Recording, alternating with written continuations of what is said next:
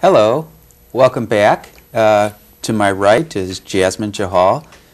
Thank you so much for dancing, Jasmin, and thank you for being our guest. Thank you for having me. Now, is there anything you want to say about the dance you just did? What I just did was something completely free-spirited and improv, just for you. Okay. Now, I noticed that at the start of your dance you were in a position. Is you always start belly dancing from a still position? No, it depends on the type of program you're performing at. It could be where you're starting off stage and you enter with various accessories like a veil or some finger cymbals in your hands. In this case I just kept it simple, and we didn't have a lot of dance room to move, so I kept the movements a bit smaller. Okay. Now, I also noticed that you smiled almost throughout your entire dance. Is that something that comes natural, or is that something you teach your students? Well, it's something you're supposed to do when you're doing belly dancing. You're supposed to connect with the audience, and you're not a successful performer if you don't make a connection with the audience. Okay. And what are some of the other things that you do to connect with the audience while you're dancing? Well, you really have to enjoy what you're doing, and it has to show that you know what you're doing as well, that you can interpret the music well, and that emotional expression then can come through your well-trained movements and give and take with the audience's energy. Now, you said something interesting, interpreting the music. Can you say something about the importance of music? Well, as a dancer, music is everything. You are the visual aspect of the auditory sound. So you through the instrument of your torso and your face and everything you have are bringing the music alive and visual. Now let's talk a little bit about your studio. What kind of students come to your class? Do you work with children? Do you work with adults? Do you have men, etc.? Well, for the most part we have ladies, adult women. We do have teens, we do have some girls' classes. We do not discriminate against gentlemen coming, but in America, for the most part, they are not interested in studying Middle Eastern dance. They don't really know that there is a male side of it as well. I would love to have a man's group performing and dancing in my school, but we never get enough guys to do that. So now, do men and women dance together? Yes, yes. Oh, okay. Do men dance like you just saw me do? No. Yeah. No, it's very different. It's more folkloric and definitely more masculine. Now, are the dances supposed to tell a story? Some of them do. Yeah. Do you teach dances that tell a story? Yes, but only to the higher level students. You have to really know a very nice vocabulary of movement before you can do that. Ah, vocabulary of movement. And what is it you try to say with your body language? Like, what are some words or what are some things you try to express? Well, it's not like a Hawaiian dance where hand movements mean water and different gestures like that. It's more generic in general. What you're expressing is feeling. So it could be happy, where you saw me smiling a lot. There are times where it's more intense and quieter. It really depends on the music and the instrument and the whole scenario. Now, what kind of music did we listen to? Was it Mid-Eastern music? It's Arabic music. It's actually contemporary pop music. I picked something light and happy. So we listened to contemporary pop Arabic music. Oh, good, good. And then, do you always listen to Mid-Eastern music while you're belly dancing? Yes, but there's all kinds. So you have the pop side of it, you have traditional folkloric music, and you have very classical orchestrated music as well. So traditional Oriental dance is what I do.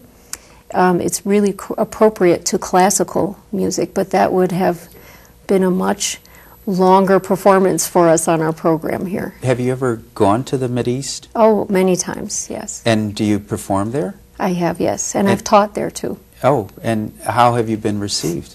Well received. Good. And are they surprised that someone from America could dance so well?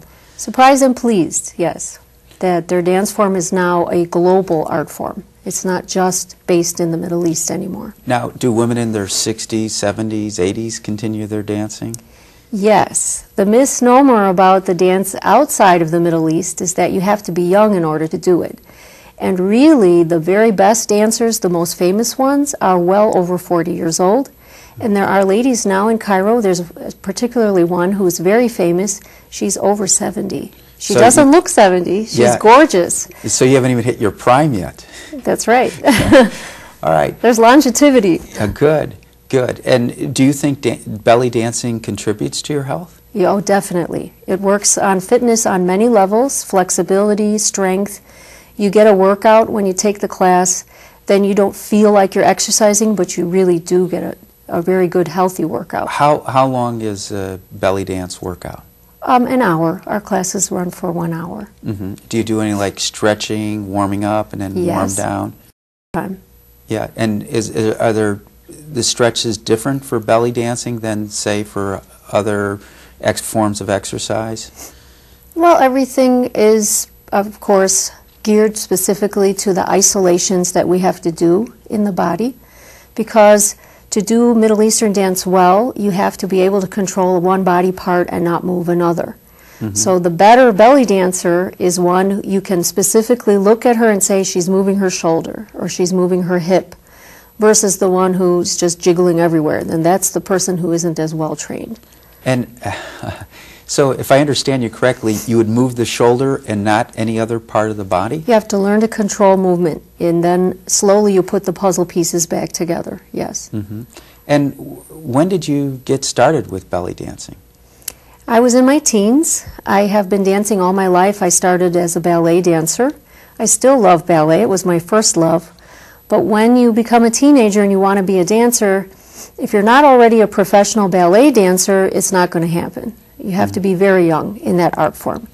And so I started exploring other dance forms to see what there is for me. And it was an interesting journey because I tried a lot of things. And I liked ballroom and Latin dance, but you need a partner. I didn't have one. So I kept trying. I tried flamenco dance and modern dance and jazz and various things, and stumbled upon a belly dance class at a park district. So it was very casual, my first taste of the dance. And I was very impressed with the woman who taught the class. I found that the movement wasn't very difficult for me to acquire, maybe because I had a lot of dance background. But I had never seen it before. As a teenager, I had never seen a professional belly dancer ever. So I was very open-minded, and at the end of the 8 weeks, she danced for us. And it was just amazing what she did. Now, do you think your love or natural ability for belly dancing came from a past life, or maybe from your ancestors who were dancers? Could well be, yes. Was anybody in your anybody of your older generations dancers in your family? No, none. Yeah. No. So once your students learn belly dancing, do they go and become professionals? They dance for their friends and family? What? Some of them have. I mean, the most of the ladies who come for stress relief, for fitness, for fun. We have a great time. It's a very positive, feminine atmosphere in the school. But there are those that are looking to do it professionally, to teach it, and to perform it.